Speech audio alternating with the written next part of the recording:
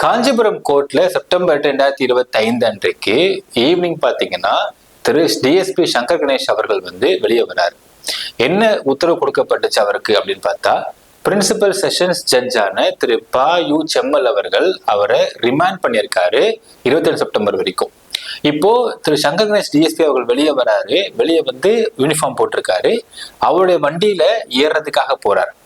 ஏற போகாம அங்கிருந்து ஸ்பிரிண்ட் அடிச்சு வேற வண்டியில ஏற போயிருக்காரு. என்னமோ அவர் தப்பிச்சு போறாரு அப்படிங்கிற மாதிரி அங்க ஒரு பெரிய குழப்பம் ஏற்பட்டுச்சு. அதற்கு பிறகு ஒரு அரை மணி நேரம் கழிச்சு அவரை கொண்டுட்டு அவர் வண்டியில ஏத்தி கொண்டு போறாங்க. யாரு கொண்டு போறாங்க அப்படின்னு பார்த்தால், அந்த இடத்துல அவரை ரிமாண்ட் பண்றதுக்காக உத்தரவிட்டதுமே அங்க இருக்கக்கூடிய பல போலீஸ்காரங்க எதிர்த்தாங்க அப்படின்னும், அதனால திரு ப.யு. செம்மல் அவர்கள் அங்க இருக்கக்கூடிய கோர்ட் ஊழியர்களை வைத்து அவர் ரிமாண்டுக்கான ப்ராசஸ் கொண்டு போனாரு அப்படின்னும், அது மட்டும் இல்லாம அவர் மெடிக்கல் கூட்டு போனது, மெடிக்கல் செக்அப் கொடுத்தது, அங்கிருந்து இங்க இருக்கக்கூடிய காஞ்சிபுரம் கோர்ட்டுடைய சப்ஜெக்டுக்கே மறுபடியும் கூட்டிட்டு வந்த எல்லா இடத்துக்குமே அங்க இருக்கக்கூடிய கோர்ட் ஊழியர்கள் கூட இருந்தாங்க அப்படின்னு சொல்லப்படுது. இப்போ இது ஒரு பெரிய பரபரப்பை ஏற்படுத்துச்சு. அப்படிங்கறத தாண்டி நேற்று சென்னை உயர்நீதிமன்றம் இந்த ரிமாண்ட் ரத்து பண்ணிருக்காங்க. ஏன் ரத்து பண்ணிருக்காங்க, ஏன் ரிமாண்ட் பண்ணாங்க ஒரு டிஎஸ்பி அவர்களை, யூனிஃபார்ம்ல இருக்க டிஎஸ்பி அவர்களை, டீடைலா பார்க்க போறோம் இந்த பதிவுல.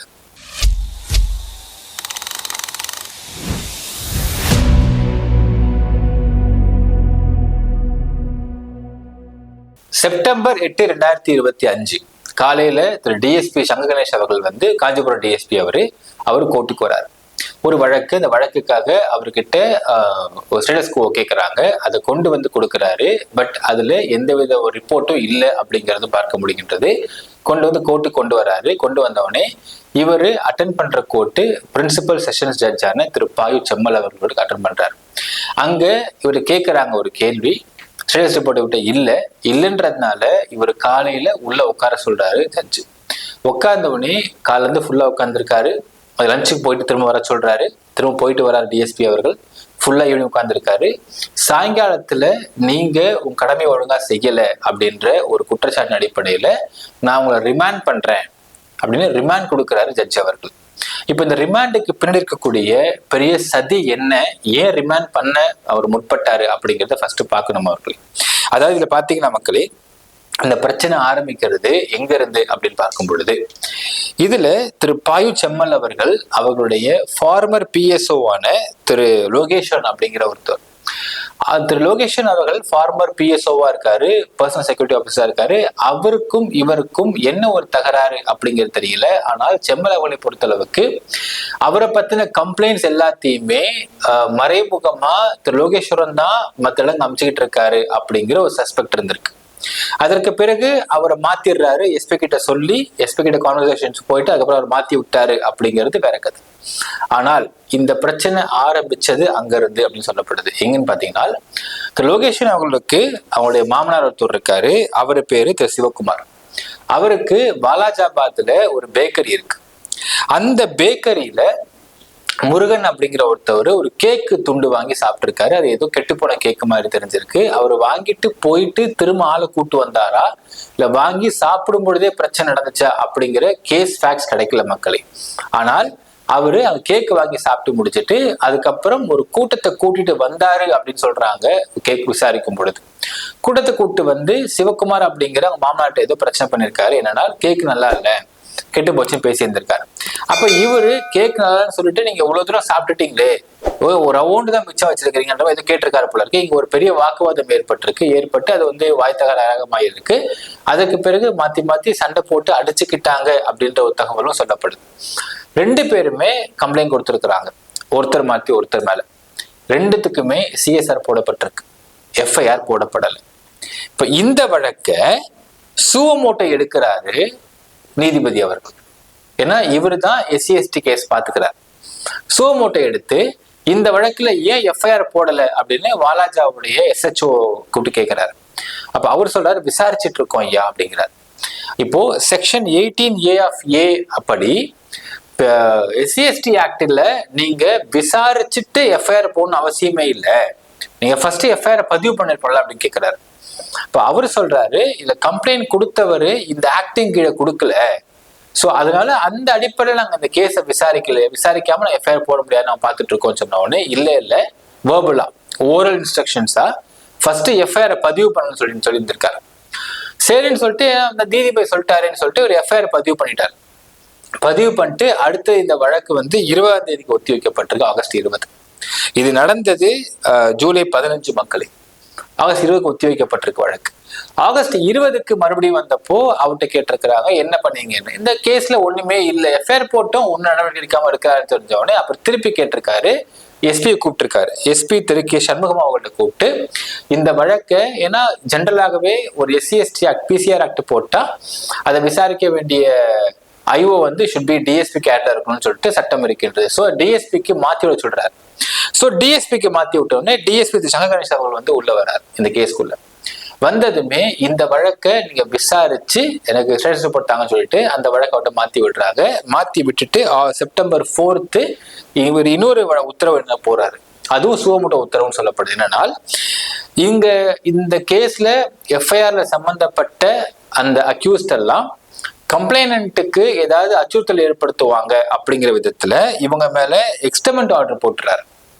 அது காஞ்சிபுரத்துக்குள்ளேயே இவங்க உள்ள வரக்கூடாது அப்படிங்கிற ஒரு ஆர்டர் போடப்பட்டு அதற்கு பிறகு செப்டம்பர் 4 மறுபடியும் ஹியரிங் நடந்து சங்கரேஷ் டிஎஸ்பி அவர்கள் போயிருக்காரு. அப்ப கேட்டிருக்காரு, நான் இந்த மாதிரி அவங்களுக்கு உள்ள வர முடியாம நான் ஆர்டர் கொடுத்தாச்சு, ஆர்டர் போட்டு முடிச்சுட்டு அக்யூஸ்ட அரெஸ்ட் பண்ணுங்கன்னு சொல்லியிருந்திருக்காரு. செப்டம்பர் 8 இந்த வழக்கு ஒத்தி வைக்கப்பட்டிருக்கிறது. செப்டம்பர் 8 காலில் இதே மாதிரி வழக்கு நடந்திருக்கு. டிஎஸ்பி வந்திருக்காரு. இந்த வழக்குல எந்த ஸ்டேட்டஸ் போட்டு கொடுக்காம இருந்திருக்காரு. கொடுக்காம இருந்தவொடனே ஏன் கொடுக்காம இருந்தீங்க, ஏன் நீங்க அக்யூஸ் அரெஸ்ட் பண்ணாம இருக்கிறீங்க அப்படின்ற அடிப்படையில காலையில உள்ள உட்கார சொல்லிட்டாரு. கோர்ட்டுக்குள்ள உள்ள உட்கார்ந்துருக்காரு டிஎஸ்பி சங்க கணேஷ் அவர்கள். உட்காராரு. மதிய லஞ்சுக்கு போயிட்டு உடனே வர சொல்றாரு. உட்காராரு. ஈவினிங் முடிஞ்ச உடனே நீங்க இந்த உங்களுடைய வேலையை ஒழுங்கா பண்ணாத காரணத்தினால உங்களை ரிமாண்ட் பண்றேன்னு சொல்லிட்டு ரிமாண்ட் கொடுக்காரு 22 செப்டம்பர் வரைக்கும்.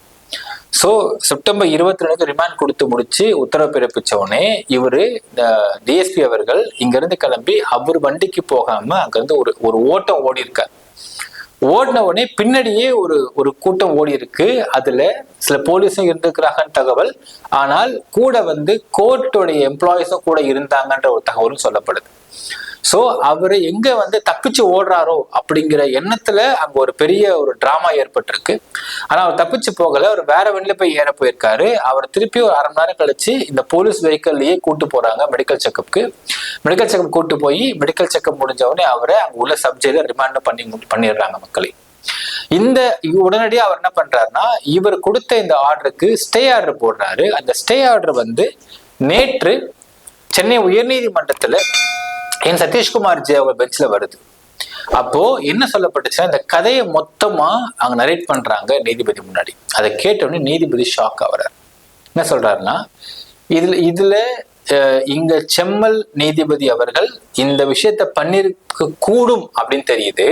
ஸோ அதனால இங்க விஜிலன்ஸ் ரெஜிஸ்ட்ராரான திரு ஜசிந்தா மார்டின் அவங்க தலைமையில நான் ஒரு விசாரணை கமிஷன் அமைக்கிறேன். அவங்க இமீடியட்டா இந்த வழக்கை இந்த கேஸை விசாரிச்சு அறிக்கை கொடுக்க சொல்லி ஒரு உத்தரவு போறாரு 21 செப்டம்பருக்குள்ள. அது மட்டும் இல்லாம இவர் இமீடியட்டா இங்க ஹி இஸ் அன்வாரண்டட் ஃபார் திஸ் ரிமாண்ட்னு சொல்லி டிஎஸ்பியை வெளியே அனுப்பிடுறாங்க. ரிமாண்ட் அவசியப்படலன்னு சொல்றாங்க. இப்போ அவசியப்படலன்ட்டு டிஎஸ்பி வெளியே அமைச்சிட்டாங்க மக்களே. இப்போ செம்மல் அவர்கள் மீது ஒரு விசாரணை கமிஷன் அமைக்கப்பட்டு ஒரு குழு விசாரிச்சுட்டு இருக்கிறாங்க. Under the register of vigilance high court, Madras ஹைகோர்ட்டுடைய ரெஜிஸ்டர் விசாரிச்சுட்டு இருக்கிறாங்க. இப்போ இந்த வழக்குல நம்ம 2-3 விஷயம் பார்க்க வேண்டும். ஃபர்ஸ்ட் விஷயம் என்னன்னா ஆக்ட் இங்க நிறைய பேர் மேல போடப்படுகின்றது. ஆனால் அது எல்லாமே குற்றம் செய்தவர்கள் உண்மையாலுமே இதுல குற்றம் செஞ்சிருக்கிறாங்களா அப்படின்னு கேட்டா கிடையாது. இங்க கொடுக்கப்படுகின்ற SC ST ஆக்ட்ல பெரும்பாலான வழக்குகள் பாத்தீங்கன்னா ஃபேக்கா இருக்கும். அதாவது உங்களுக்கு இதை ஒரு வெப்பனா யூஸ் பண்றாங்க அப்படிங்கிறத பார்க்க முடிகின்றது. அதாவது யோசிச்சு பாருங்க மக்களே, நம்ம இங்க ஜாதி ஒழிய வேண்டும், ஜாதி இருக்கக்கூடாது, ஜாதி பிரிவினை ஏற்படுத்துது அப்படின்னு சொல்லக்கூடிய நபர்கள் தான் SC ST ஆக்ட வெப்பனா பயன்படுத்திக்கிட்டு இருக்காங்க. இப்போ சட்ட ரீதியாவே பேசலாமே. ஜாதி ஒழியணும்னு சொன்னா இங்க 2 விஷயம் இருக்கக்கூடாது. முதல்ல ரிசர்வேஷன் இருக்கக்கூடாது. 2வது ஒரு சமூகத்துக்கு மட்டும் தனிப்பட்ட ஒரு லா எதுக்கு இருக்கணும்? அப்ப அங்கேயே பிரிவினை இருக்கா இல்லையா? அப்ப அதே மாதிரி ஒவ்வொரு சமூகத்தை சேர்ந்தவங்களுமே எனக்கும் இந்த மாதிரி ஒரு ஸ்பெஷல் லா வேணும்னு வந்து நின்ட்டாங்கன்னா அப்புறம் எங்க ஜாதியை ஒழிய முடியும்? எப்படி ஒழிக்க முடியும்? ஜாதியை ஒழிக்க முடியாத மக்களே, that is true and fact. ஜாதி என்பது உங்களுக்கு இங்க அரசியல்வாதிகளும் அதை ஒழிக்க நினைக்க மாட்டார்கள். ஏனால் ஜாதி என்பது ஒரு குழுவை இணைப்பதற்கான ஒரு சின்ன உணர்வு, அவ்வளவுதாங்க. அப்படிதான் நீங்க அரசியல்வாதிகள் பாக்குறாங்க. ஆனால் இங்க ஜாதி ஒழிய வேண்டும்னு ஒரு ஸ்டூப்பிடான பாலிடிக்ஸ்ல பேசிட்டு இருக்கக்கூடிய நபர்கள் கூட ரிசர்வேஷன் கை கொடுத்திருப்பாங்க, ரிசர்வேஷன் எடுத்து பிடிச்சிக்கிட்டு இருப்பாங்க. அதே மாதிரி பிசிஆர் ஆக்ட் என்பதை வெப்பனாக பயன்படுத்துகிறார்கள் அப்படிங்கிறதை நாம் கண்கூடாக பார்த்து கொண்டிருக்கிறோம். இப்போ முருகன் அப்படிங்கிற ஒருத்தர் இந்த கேஸ்களை யோசிச்சு பார்க்கலாம் மக்களே. விசாரணை போயிட்டு இருக்க ஒரு பக்கம், அது போகட்டும். பட் நம்ம ஜெனரல் ஃபேக்டா நம்ம அனலைஸ் பண்ணி பார்க்கலாமே. முருகன் அப்படிங்கிறவரு வந்து கேக் வாங்குறாரு சிவகுமாரோட கடையில. சரி, இப்ப சிவகுமார் அப்படிங்கிறவரு முருகன் அப்படிங்கிறவரை ஜாதி ரீதியா பார்த்திருந்தாரு அப்படின்னால், ஏன் கடையில நீ வந்து கேக் வாங்குறியா, நான் உனக்கு கேக் கொடுக்கணுமா, வெளியே போடா அப்படின்னு சொல்லியிருக்கலாமா இல்லையா மக்களே? அது சொல்லல, கேக் கொடுத்துருக்காரு. கேக்கை வாங்கிட்டு போறாரு. அந்த கேக் கெட்டு போன கேக்காவே இருக்கட்டும். கேக் கெட்டு போயிடுச்சு அப்படின்னால் இது வந்து ஒரு கன்சியூமர் அண்ட் பிசினஸ் பண்றவனுக்கான ஒரு சண்டை. இப்போ ஒரு கன்சியூமருக்கான உரிமையில் போராட்டம். கெட்டுப்போன கேக் கொடுத்துட்டீங்க, எனக்கு நல்ல கேக் கொடுங்க, அவ்வளவுதான். இதுக்குள்ள அவங்களுக்குள்ள வாக்குவாதம் ஏற்படுது, முத்தி போகுது, அடிச்சுக்கிறாங்க, சண்டை போட்டுக்கிறாங்க. இப்படிங்கிறதுலாம் இது ஒரு கை கலப்பாக பார்க்க வேண்டுமா, இல்ல இதுக்கு ஜாதி சாயம் பூசணுமா? ஒரு நீதிபதி அவர்கள் இந்த வழக்கை சுவமோட்டோவா எடுத்து இவ்வளவு மெனக்கட்டு இவங்க மேல எஃப்ஐஆர் போடுங்கன்னு சொல்ல வேண்டிய காரணம் என்ன? இன்னொரு விஷயமும் சொல்றாங்க இதுல என்னன்னா, 2 பேரும் கம்ப்ளைண்ட் கொடுத்துருக்குறாங்களாம். 2 பேரும் சமாதானம் ஆயிட்டு 2 பேரும் அவங்க கம்ப்ளைண்ட் சார் சமாதானம் ஆயிட்டோம், இனிமே நாங்க வந்து இது வந்து செட்டில் டவுன் பண்ணிக்கிறோம்னு சொல்லிட்டு 2 பேரும் சொல்லிட்டு போயிருக்காங்களாம். அதனாலதான் எஃப்ஐஆர் போடல அப்படிங்கிற ஒரு விஷயமும் சொல்லப்படுது இங்க விசாரிக்கும் பொழுது. அப்போ 2 பேரும் சமாதானமான ஒரு விஷயத்த நீங்க ஏன் எடுத்தது எஃப்ஐஆர் போடலன்னு நீதிபதி செம்மல் அவர்கள் சுவமோட்டோவா எடுத்து இதை விசாரிக்க வேண்டிய தேவை என்ன இருக்கு? அப்போ இது ரொம்ப தெளிவா தெரியுது, there is a vested interest in this. அப்போ இங்க இருக்கக்கூடிய இந்த பிஎஸ்ஓ, ஃபார்மர் பிஎஸ்ஓவான யோகேஸ்வரன் அவர்களுடைய மாமனார் தான் இந்த கடையை வச்சிருக்காருன்றதுனால இவரை பழி வாங்கணும், இவர் ஏதாவது நம்ம செஞ்சாகணும் அப்படிங்கிற ஒரு வெஸ்டர்ட் இன்ட்ரெஸ்ட்ல தான் செம்மல் அவங்களை இந்த சுவமோட்டோ எடுத்து பார்த்திருக்காரா அப்படிங்கிற ஒரு பெரிய கேள்விக்குறி இருக்கு. கண்டிப்பாக வந்து Jacintha Martin vigilance, high court vigilance அவர்கள் விசாரிக்கும் பொழுது இந்த பாயிண்ட் எடுத்து வைக்கலாம். இன்னொரு விஷயம் சொல்றாங்க, அதாவது இங்க லோகேஸ்வரன் அப்படிங்கிற அந்த ஃபார்மர் பிஎஸ்ஓவை இவகிட்ட இருந்து மாத்தினதுக்கு என்னென்ன மாதிரி கான்வர்சேஷன்ஸ் த்ரூ வாட்ஸ்அப்ல போச்சு பிட்வீன் திரு செம்மல் ஜட்ஜ் அவர்களுக்கும் எஸ்பி அவர்களுக்கும் அப்படிங்கிறதையும் விசாரிக்க சொல்லியிருக்கார் நீதிபதி அவர்கள். அப்போ லோகேஸ்வரன் அப்படிங்கிறவர்கிட்ட ஆல்ரெடி உங்களுக்கு வந்து ஒரு பிரச்சனை இருந்திருக்கு, ஸோ அவரை மாற்ற சொல்லி கேட்டிருக்கிறீங்க. அவரோட மாமனாருடைய வழக்குல நீங்க அவ்வளவு இன்ட்ரெஸ்ட் காட்ட வேண்டிய அவசியம் என்ன அப்படிங்கிற கேள்வியே இங்க பதில கொடுத்துருச்சு அப்படின்னு பார்க்க முடிகின்றது. இப்ப இதுல இவங்க எதிர்பார்த்த மாதிரி இன்வெஸ்டிகேட்டிங் ஆபீசர் நடக்க மாட்டேங்கிறாங்க அப்படிங்கிறதுனால ஒரு டிஎஸ்பி கேட்ல இருக்கக்கூடிய திரு சங்கர் கணேஷ் அவர்களை வந்து யூனிஃபார்மோடய நீங்க ரிமாண்ட் அனுப்பியிருக்கீங்களா அப்படிங்கிற அடுத்த கேள்வி இங்க எழுகிறது. இன்னொரு விஷயம் பார்க்கலாம் மக்களே, அதாவது இங்க 2 பேருமே சமாதானம் ஆயிட்டாங்க அப்படின்னு சொல்றாங்க. சரி, சமாதானம் ஆகலன்னு கூட வச்சுக்கலாம். உங்களுக்கு இங்க 2 பேருக்குமே வேற ஒரு மோட்டிவ்ல ஒரு சண்டை ஏற்பட்டுருச்சு, வாய்த்தா ஏற்பட்டுருச்சு.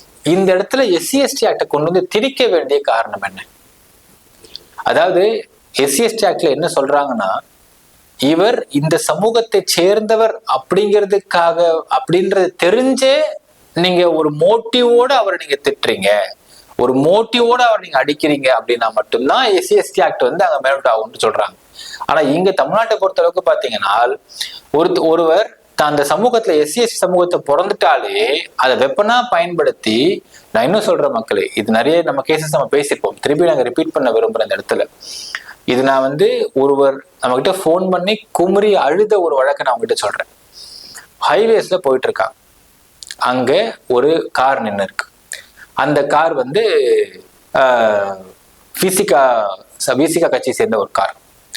ஃப்ரண்ட்ல ஒரு காரை வந்து ஒருத்தவங்க நிப்பாட்டிட்டு ஒரு ஃப்ரெண்ட்ஸ் பிளஸ் அவங்களுடைய கசின்ஸ் எல்லாம் போயிட்டு சாப்பிட்றாங்க ஒரு தாபால. சாப்பிட்டு முடிச்சு திரும்ப வந்து கார் எடுக்கும் பொழுது அதுக்கு ஃப்ரண்ட்ல வேற ஒரு வண்டி வந்து நிப்பாட்டாங்க, ஒரு லாரி வந்து நிப்பாட்டாங்க போல இருக்கு. அவங்களால வந்து ரிவர்ஸ் எடுக்காம எடுக்க முடியாது வெளியே வரும்பொழுது. ஸோ என்ன பண்ணிருக்காங்க, ஸ்லோவா ரிவர்ஸ் எடுக்கும் பொழுது இவங்களுடைய கார்ல உரசிருச்சு. உடனே அந்த பசங்க இறங்கியிருக்காங்க, இறங்கி சாரி சொல்லியிருக்கிறாங்க, சாரி நான் தெரியாம பண்ணிட்டோம்னா, இது ரிவர்ஸ் இடிச்சிச்சுன்னா சாரின்னு சொல்லிட்டு they are coming forward to repair it. ஒண்ணுமே இல்லை, சும்மா ஸ்கிராச் கூட உள்ள ஆக்சுவலா அந்த இடத்துல. இப்போ இந்த இடத்துல இவங்க எகிர ஆரம்பிக்கிறாங்க. அவங்க ரெக்வஸ்ட் பண்றாங்க, அந்த பசங்க திரும்ப எகிர்றாங்க. இது அப்படியே லைட்டா ஸ்லோவா அதோடைய மோடு மாறுது. மாறின உடனே அப்ப அவங்க சொல்றாங்க, அந்த பசங்க, ஐயோ தெரியாம தானே பண்ணிட்டேன்னு சொல்றேன், நீ என்னடா பெரிய ஓட பேசிட்டு இருக்கேன்னு கேக்குறாங்க. அடுத்து இவங்க என்ன பண்றாங்க, கை வைக்கிறாங்க, அடிக்கிறாங்க. அந்த பசங்க திருப்பி அடிக்கிறாங்க. இது வந்து அப்படியே கை கலப்பா மாறுது. மாறின கொஞ்ச நேரத்துல பாத்தீங்கன்னா போலீஸை கூப்பிட்டு, போலீஸ்ல வந்து வர சொல்லி, நான் பறையர் சமூகத்தை சேர்ந்தவன் அப்படிங்கிறதுனாலயே என்னை வந்து அந்த சமூகத்தை சொல்லி திட்டி என்ன அடிச்சா சார் அப்படின்னு கம்ப்ளைண்ட் கொடுக்குறானுங்க இவங்க. ஆனா பிரச்சனை வந்தது எங்க இருந்துன்றது பாருங்க. இப்படிதான் பயன்படுத்தி கொண்டிருக்கிறார்கள் பிசிஆர் ஆக்ட பல இடங்கள்ல. இது நீதிபதிகளுக்கும் தெரியும், போலீஸ்க்கும் தெரிகிறது. அதனாலதான் வர வர பாத்தீங்கன்னா போலீஸ் வந்து பிசிஆர் ஆக்ட டக்குலாம் போட மாட்டாங்க.